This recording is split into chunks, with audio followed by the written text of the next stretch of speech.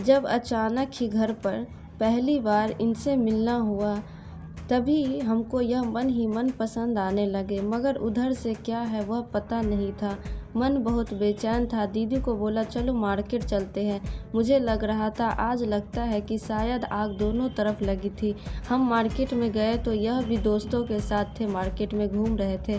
सामने देखा, चल के पास आए, फिर हम दो लोगों ने होटल में मिले, काफ़ी बातचीत हुई। जाते जाते यह भी इकरार कर गए और आंखों आंखों से हमको बता दिया कि हमको भी तुमसे प्यार है, तुम पसंद हो। प्यारा सा समा था, मंजूरी की मुहर लग गई और 15 दिन के अंदर सगाई, शादी आगे की एक शादीशुदा की दास्तां। क्या बयां करे, एक अच्छी हंसती खिलखिलाती लड़की अपने माँ बाप की प्यारी, सबकी दुलारी मारवाड़ हो गई और हम पहुंच गए मेवाड़। मारवाड़ की छोकरी मेवाड़ के घराने की बहू शादी करके मेवाड़ में बहू बन के पहला दिन सबने पलकों पर बिठा कर रखा, बहुत प्यार किया। अब नंबर आया खाना खाने का। खाने की थाली देख कर रोना आया। जिंदगी में कभी उड़द की दाल और बिना रंग वाली सब्जियां नहीं खाई थी, क्योंकि मारवाड़ में तो बहुत है मसाला और बहुत ही तेल वाला और मूंग की दाल बनती है। उड़द की दाल तो कभी चखी भी नहीं। सब लोग इतना चटकारे लेकर खा रहे, हमारे गले निवाला ही नहीं उतर रहा था। क्या करे क्या ना करे, आखिर में धीरे धीरे करके जबरदस्ती खाना खाया गया। बहुत विचार किया क्या किया जाए, मगर नई बहू कर ही क्या सकती है। जिंदगी में कभी लहसुन नहीं खाया था, वहाँ कोई सब्जी बिना लहसुन की नहीं थी। तब जिठानी बोले खाना खाओ। मैंने उनसे बोला भूख नहीं है। पहला दिन तो किसी को यह भी नहीं कह सकती कि मुझे खाना अच्छा नहीं लग रहा है। फिर मैंने मेरे पति को बोला कि मैं तो यह सब नहीं खा सकती हूँ।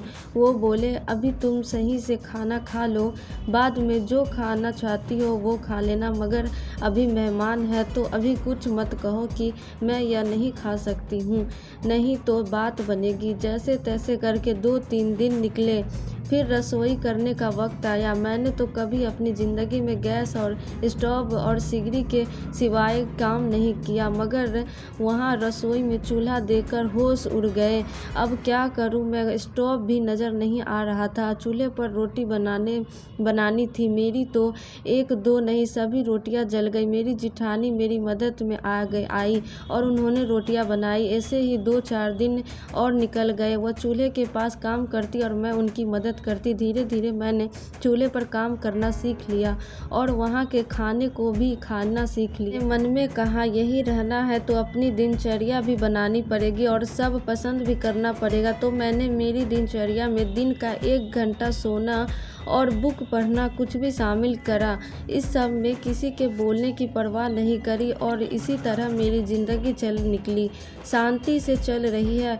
और अपने परिवार वालों का साथ तो है ही, पर शादीशुदा लड़कियां के साथ में शुरुआत में तो काफ़ी कुछ बदलाव होते हैं, वह एक दास्तान ही बन जाते हैं। आज भी कभी कभी पहला दिन याद आता है तो बहुत हंसी आती है।